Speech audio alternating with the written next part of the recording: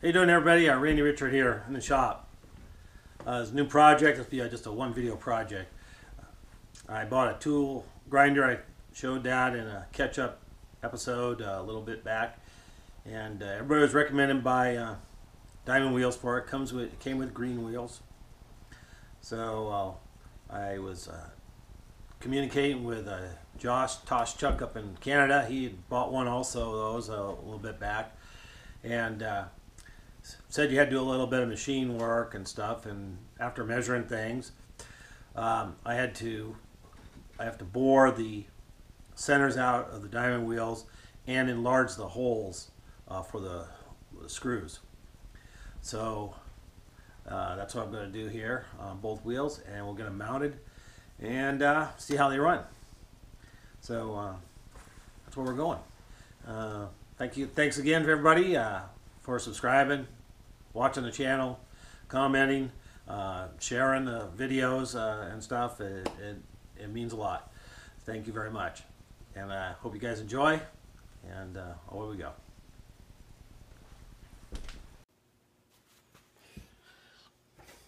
Here's a project. I bought a tool grinder, and it came with green wheels.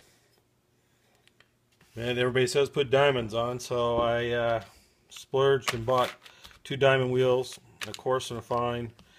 The bores need to be larger, and I just checked the run out on where they mount, and it's actually really good.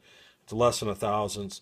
So I decided I'm going to bore the centers of these out a little bit, and then I have a mill coming and stuff, and I'm going to have to maybe position these a little bit. We'll see after we get them on there if I have to change the position of those holes. They look pretty good, so we'll see how that goes after I get them on. So I need to bore those out first. So we got 2 to do, and we'll go to the lathe and do it.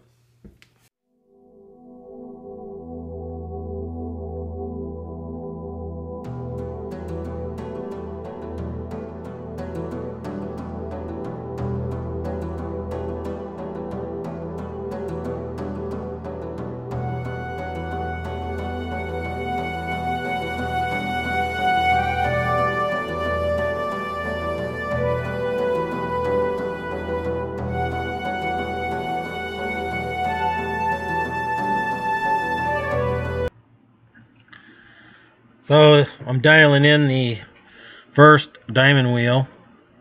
This is the fine grit wheel. This is a dial indicator rig that I made. I never made a video on this. This was before I was doing videos. But I did post this on homemadetools.net, and if you look me up as a builder, I'm Catfish on the builders page. I do show this tool, and with a description of it. It's just made from steel square stock and a little bit of stainless steel, a couple screws. Not too difficult. We dialed it in there to less than a thousandth.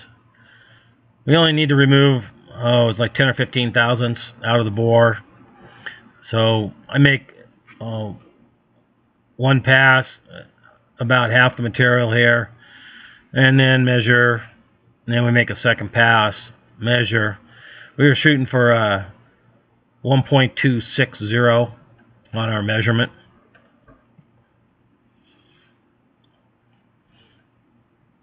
Using a Starrett telescopic gauge here.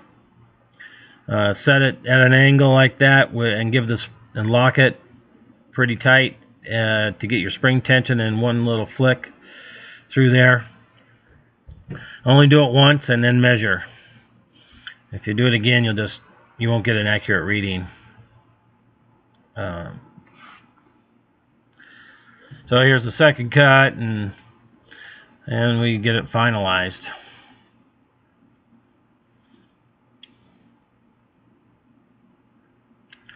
My tripod was touching the drive shaft for the carriage. So I ended up with a little bit of vibration there. I had the tripod set up over the lathe. It actually did work well. It gives a pretty good shot, but it got a little vibration. I didn't notice it until after all this was done.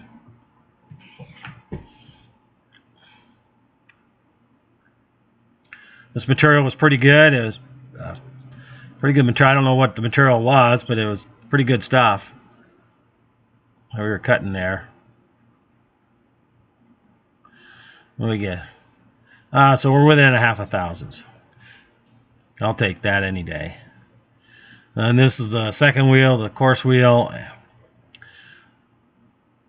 And just loosen two of the jaws, put it in. And then I also dial indicated it and did a cut, and there we were done. Within 7/10, so.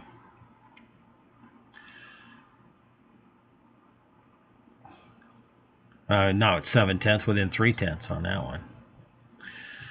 So over at the mill, and here I bolted that right through with a T-nut in the table, board in between, so I didn't drill into the table, and we're just using a pin that just fit those holes, and to line up on it and drill the holes a little larger for the metric screws to go in.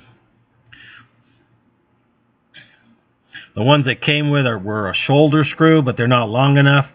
So I bought some countersunk taper screws, and we just need to enlarge these holes a touch to have that screw go in and seat down in the countersunk. Using a little anchor lube on this. Like I said, it's pretty tough material, and this anchor lube worked absolutely perfect for this. Made it pretty easy to drill.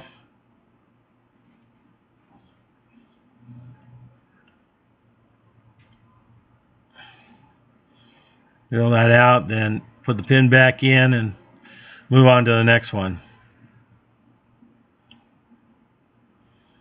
Here I'm using my rebuilt 14N Super Chuck in the mill. After the rebuild, it was very accurate, and so I'm using that today.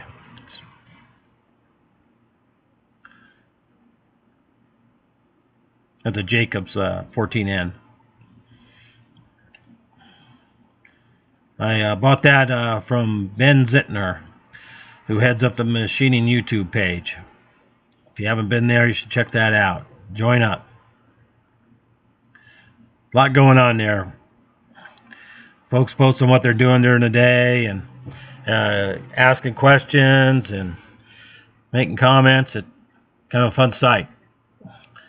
So we got the wheels here, slipped right on there. I slipped it on, and it's just a perfect fit.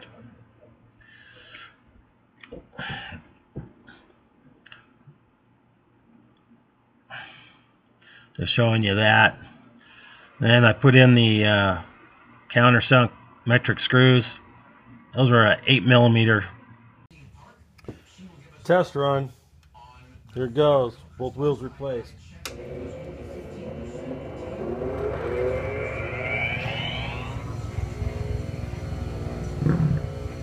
That is the smoothest running grinder I've ever seen. I'm not kidding. Here, I'll take you over here. Check the water cup out. There's not even a ripple on it. Not even a vibration, frequency ripple or anything. Nothing. That's too cool. So both ends are done. Table's on, we'll grind the tool back. So here I'm grinding a brazed carbide tool, and just kind of cleaning it up and getting a nice clean edge on it. I was on the coarse wheel and a little bit of touch up on the fine wheel, and here's the product. It came out a perfect finish. You could not ask for a better finish.